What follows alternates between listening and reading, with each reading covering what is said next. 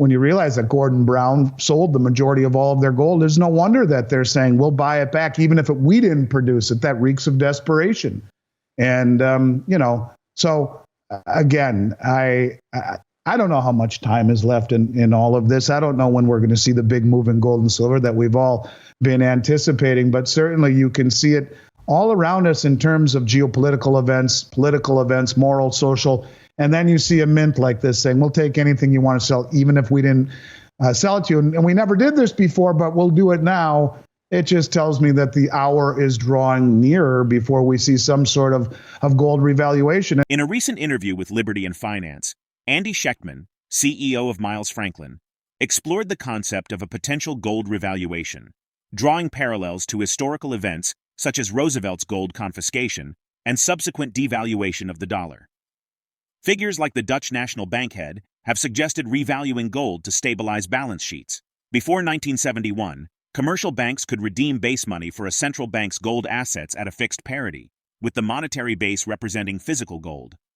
However, the abandonment of the gold standard marked a shift, rendering commercial bank accounts and central bank assets as numerical representations rather than tied to physical assets. During the Great Depression, the Federal Reserve struggled to increase the money supply due to the dollar's gold tie.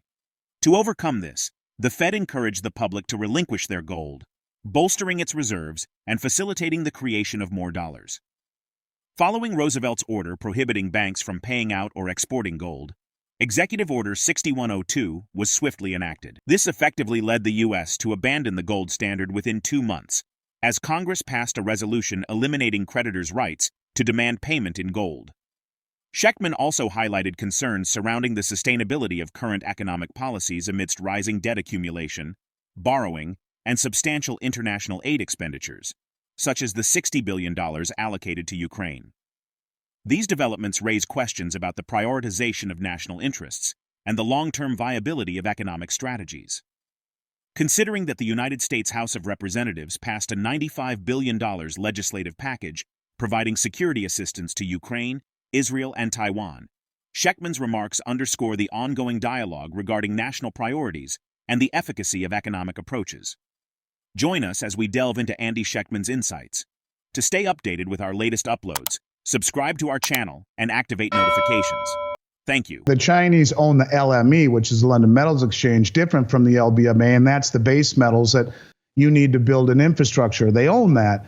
That's a step, certainly, that people focus on gold and silver, but they're doing it in all commodities. And when we talk about the LBMA, largely the Chinese have involved themselves in what's called exchange for physical.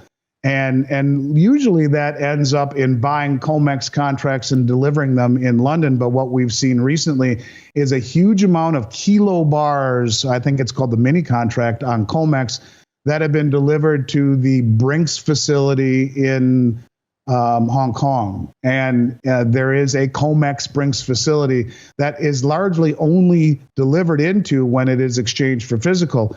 And the author who talked about this very eloquently said what is happening is that they short the price of metal, they buy the physical for delivery off of COMEX into Hong Kong, COMEX BRICS facility, and then truck it to the Shanghai Gold Exchange, where it is then sold, to this mass exodus out of the Shanghai Gold Exchange, where they're delivering many times what the COMEX market does every day. And this is how countries are sidestepping sanctions. Like Iran will sell their oil to China for yuan, which is immediately convertible into gold on the Shanghai Gold Exchange. And for all we know, it's the kilo bars that left the COMEX that were delivered to the COMEX approved depository in Hong Kong, then trucked to the Shanghai Gold Exchange, and then sold to Iran as they cash in their yuan that they use to, buy oil with or sell their oil with. And this is exactly this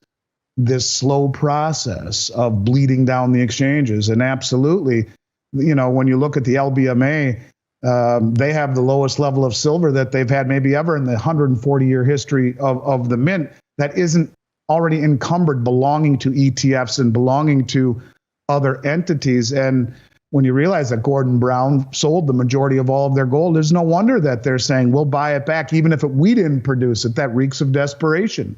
And, so I don't know when we're going to see the big move in gold and silver that we've all been anticipating, but certainly you can see it all around us in terms of geopolitical events, political events, moral, social.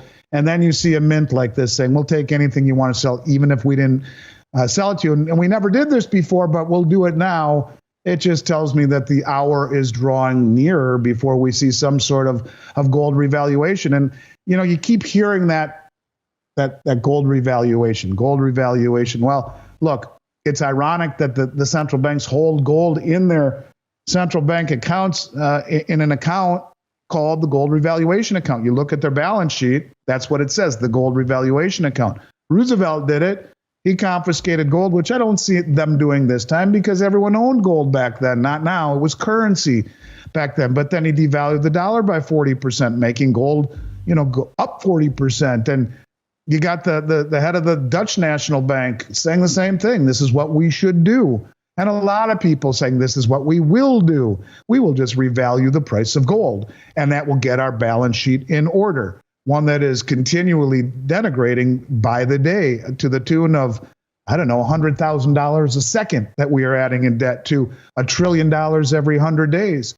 And yet we continue to borrow money and give it to other countries like the Ukraine, $60 billion, and chastise and, call names to our congressmen and women who would have the audacity to question the sanity of maybe just putting America first once.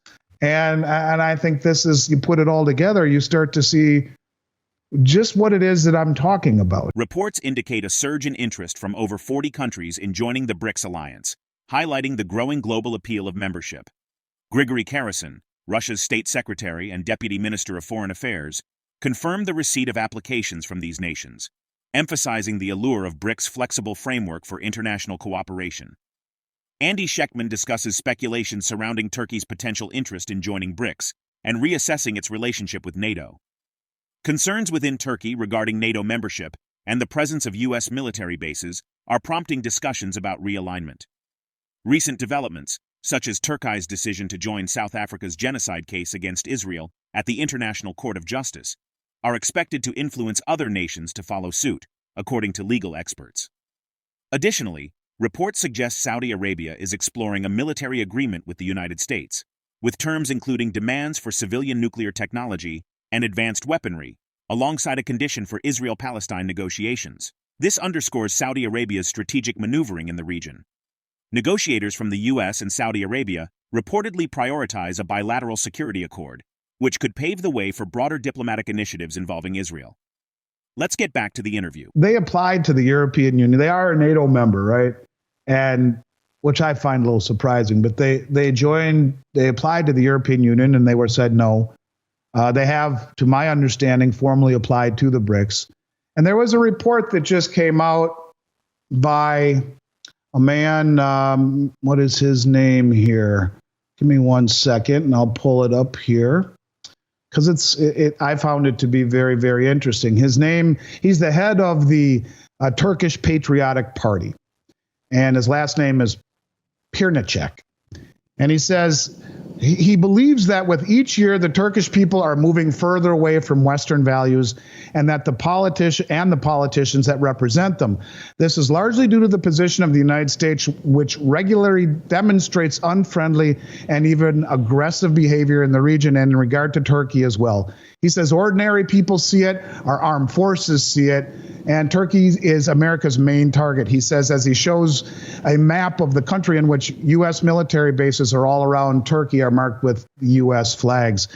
What I'm simply saying is there has been a push, I think, for Turkey to join the BRICS, to question its relationship with NATO.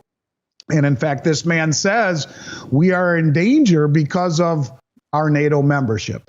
And I think what you will see, people talk about the BRICS, but you look at these countries that are all being sanctioned, and it's almost as if there's a pushback of the countries, Turkey, Russia, Iran, China, North Korea, and an author I read called it the TRICS instead of the BRICS. And he says, an alliance of the economies sanctioned by the U.S. getting even closer economically and military. And the Eurasian alliance of the sanctioned is forcing the friends of the U.S. to play pragmatically. Well, Turkey is no different. So I guess all I'm simply saying is when you start to see countries that were once Western friendly sound the alarm, like Saudi Arabia. Now, I want to mention one other thing, and I know you didn't ask me about Saudi Arabia, but there's been talk of Saudi Arabia potentially signing a military agreement with the United States for protection. I don't think it will happen. And if it does happen, all they are trying to do is play both sides. In it, their demands are for civilian nuclear technology, how to build a nuclear reactor, if you will, for energy. They are also asking for very, very high-tech weapons that the United States doesn't normally sell to other countries. And, of course, they're telling the only way that this happens is if Israel will negotiate a two-state deal with Palestine. A Russian IMF representative has stated that BRICS is prepared to present an alternative to the U.S. dollar in the event of its collapse, and the bloc must be ready for such a scenario. Comprising Russia, India, China, Brazil, South Africa, and supporting nations, the alliance has been actively working to reduce dependence on the U.S. dollar for some time. Share your perspective in the comment section. If the video resonates with you, join our community by subscribing to our channel and enabling notifications with the bell icon. Thank you for being a part of our community.